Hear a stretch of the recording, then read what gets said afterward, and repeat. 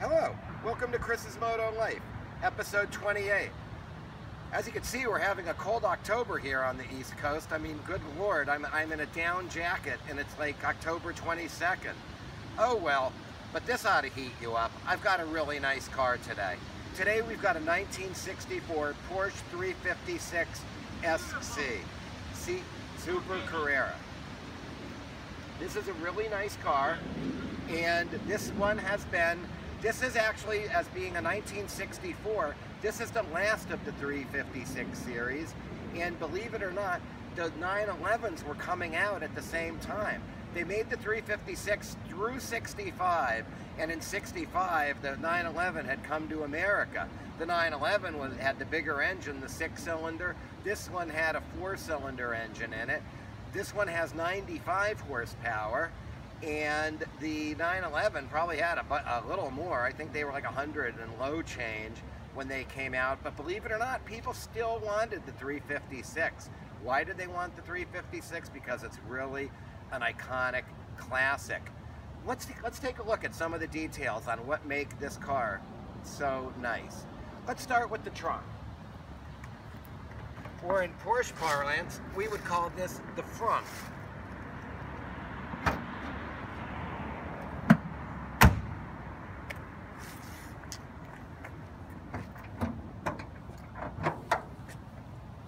Look at how well detailed this trunk is. I think everybody really likes to see that leather strap over the wheel. This one has the original toolkit. It's got everything just so nicely detailed underneath the dashboard. What an awesome car. Now, again, as we said on the MGB, you can't just crunch the hood down. We just lift it up and let it go down. And then always push on the crest. Let's take a look at the rear. We're going to take a look at the engine. This particular model has 0 options on it, but they did option out the better SC engine, which gives this vehicle 95 horsepower, as opposed to some of the earlier ones, which I think they were only like in the 60s, 70s, if I'm not mistaken. Look at the detail work on this engine. This engine just got finished. It has been done to perfection by Vintage Motorsports in Malvern, Pennsylvania. They do really nice work. The owner is just doing some of the final fettles as the engine loosens up a bit. They've been adjusting the idle. They've been making sure that everything was just so on it. Another neat detail on these cars is look at how the exhaust pipes come through the bumper overrides. Now, how cool is that? This is a European version of the car. The original owner was opening up a plant for DuPont over in Switzerland. He bought this car, drove it through Europe. Hence, these little lights down here underneath the bumper. Otherwise, they would have been up here on the American version, and you would see holes in the valance on the American version. So as an SC, this is just an incredible car, because this car has been taken apart down to every last nut and bolt, rebuilt. The guy was crazy that owned it.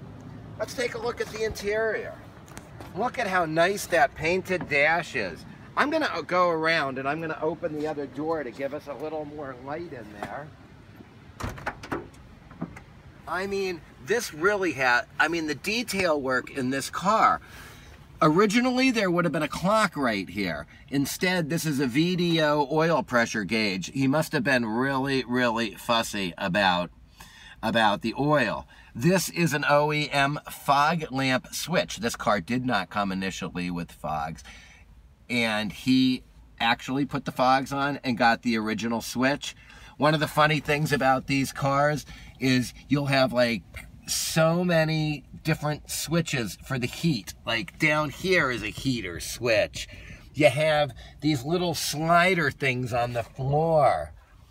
It's just so complex. I don't know how, you must have to be a real professional Porsche driver from the era to figure it out. We've also got the lever up here. So the reason being is because these are air-cooled cars, so they're not like a regular heater. The heat actually comes through the sides of the car, through these vents. There's actually tubes in it. This one has some really nice period correct cocoa mats, which are kind of neat. I mean, and look at how nice the red matches the car. What a great, great car this is. Also, something interesting, let me come around, is that inside the door here, we've actually, if you look around my knees, these are actual eyelets for in case the map pockets flood, they will drain out. Now that folks, is called German over-engineering. This body was built by Reuter. Reuter built the original 356s. Then they relocated to Stuttgart to be closer to Porsche. Reuter took over the body construction on these vehicles, which is considered to be a really good thing. And it's kind of neat to say, hey, I have a Reuter-built Porsche, which is very, very cool. Oh, something else interesting about this car. A Hirschman antenna, which is lockable, yet no radio. Isn't that funny? And then if we come around to the front, here are the fog lights down below. And check them out, they have the yellow lenses. How cool is that? So this is really a fun car. The owner takes it to shows and he does a lot of just cruising around with it. I think he likes to take his girlfriends for rides in it and just really enjoys this car. Hey, well, I'm freezing out here and I think my cameraman is freezing, so before we leave, all I want to say to you is thank you so much for tuning into Chris's Moto Life. I want you to have the most awesome week possible ahead. Thanks again. Bye-bye.